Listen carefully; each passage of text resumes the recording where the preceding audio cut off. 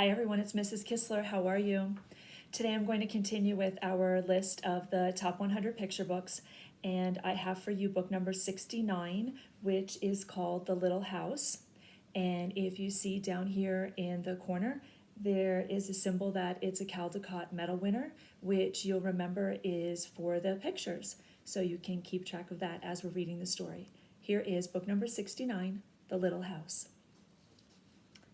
Once upon a time, there was a little house way out in the country.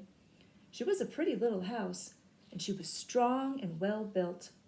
The man who built her so well said, "This little house shall never be sold for gold or silver, and she will live to see our great-great-grandchildren's great-great-grandchildren living in her." The little house was very happy as she sat on the hill and watched the countryside around her. She watched the sun rise in the morning, and she watched the sun set in the evening. Day followed day, each one a little different from the one before, but the little house stayed just the same. In the nights, she watched the moon grow from a thin new moon to a full moon, and then back again to a thin old moon. And when there was no moon, she watched the stars way off in the distance. She could see the lights of the city. The little house was curious about the city and wondered what would it be like to live there. Time passed quickly for the little house as she watched the countryside slowly change with the seasons.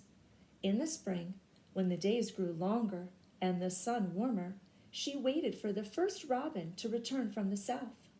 She watched the grass turn green. She watched the buds on the trees swell and the apple trees burst into blossom. She watched the children playing in the brook. In the long summer days, she sat in the sun and watched the trees. They covered themselves with leaves, and the white daisies covered the hill.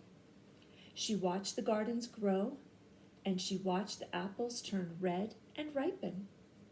She watched the children swimming in the pool. In the fall, when the days grew shorter and the nights colder, she watched the first frost turn the leaves to bright yellow and orange and red. She watched the harvest gathered and the apples picked. She watched the children going back to school. In the winter, when the nights were long and the days short, and the countryside covered with snow, she watched the children coasting and skating. Year followed year. The apple trees grew old, the new ones were planted, the children grew up and went away to the city, and now at night, the lights of the city seemed brighter and closer. One day, the little house was surprised to see a horseless carriage coming down the winding country road. Pretty soon, there were more of them. And pretty soon along came some surveyors and surveyed a line in front of the little house. Pretty soon along came a steam shovel and dug a road through the hill covered with daisies. And then some trucks came and dumped big stones on the road. Then some trucks with little stones. And then some trucks with tar and sand. And finally a steamroller came and rolled it all smooth, and the road was done. Now, the little house watched the trucks and automobiles going back and forth to the city.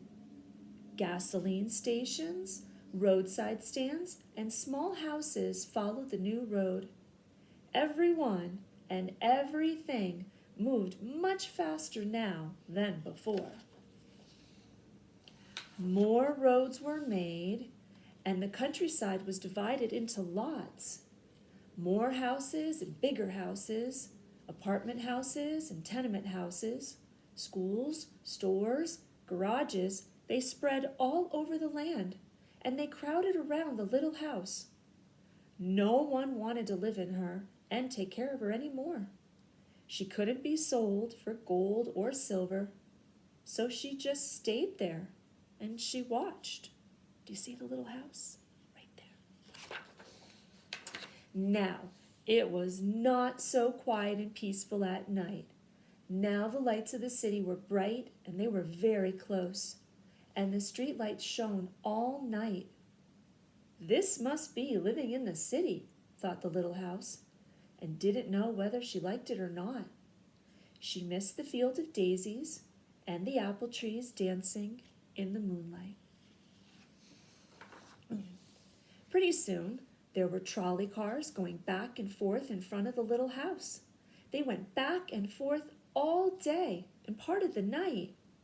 Everyone seemed to be very busy, and everyone seemed to be in a hurry.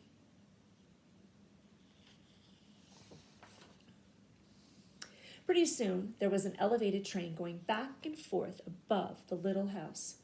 The air was filled with dust and smoke, and the noise was so loud it shook the little house. And now she couldn't tell when spring came, or summer, or fall, or winter. It all seemed about the same.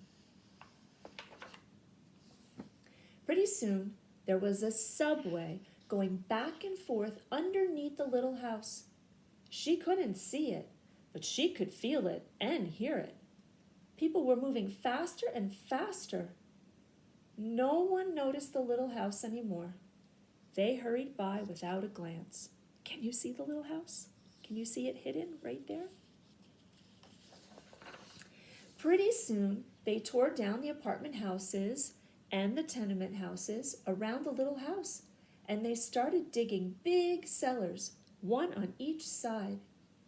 The steam shovels dug down 3 stories on one side and 4 stories on the other side.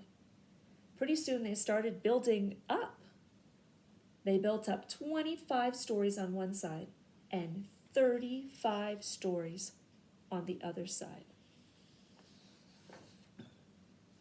Now, the little house only saw the sun at noon and didn't see the moon or stars at night at all, because the lights of the city were too bright. She did not like living in the city. At night, she used to dream of the country and the field of daisies and the apple trees dancing in the moonlight. The little house was very sad and lonely. Her paint was cracked and dirty. Her windows were broken and her shutters hung crookedly. She looked shabby, though she was just as good a house as ever underneath. Then, one fine morning in spring, along came the great-great-granddaughter of the man who built the little house. She saw the shabby little house, but she didn't hurry by. There was something about the little house that made her stop and look again. She said to her husband, "That little house looks just like the little house my grandmother lived in when she was a little girl. Only that little house was way out in the country, on a hill covered with daisies, and apple trees grew all around." They found out it was the same house. So they went to the movers to see if the little house could be moved. The movers looked the little house all over and said, "Sure, this house is good as ever. She's built so well, we could move her anywhere." So they jacked up the little house and put her on wheels. Traffic was held up for hours as they slowly moved her out of the city.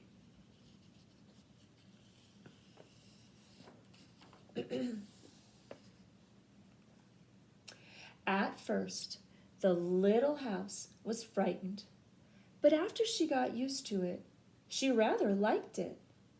They rolled along the big road, and they rolled along little roads until they were way out in the country.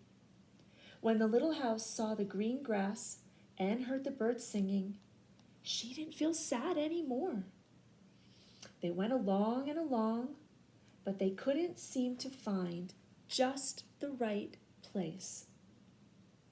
They tried the little house here, and they tried her there, and finally they saw a little hill in the middle of a field, and apple trees were growing all around. "There," said the great-great-granddaughter, "that's just the place."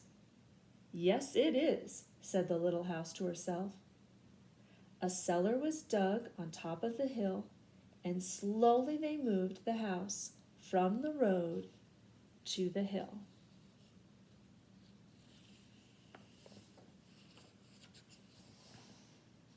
The windows and shutters were fixed, and once again they painted her a lovely shade of pink. As the little house settled down on her new foundation, she smiled happily.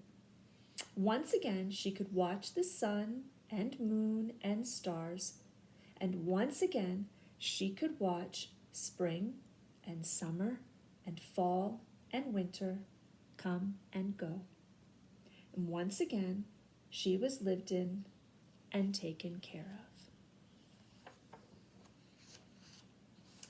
Never again would she be curious about the city. Never again would she want to live there. The stars twinkled above her. A new moon was coming up. It was spring, and all was quiet and peaceful in the country. The end. The Little House, book number 69 on our top 100 picture books. Bye, boys and girls.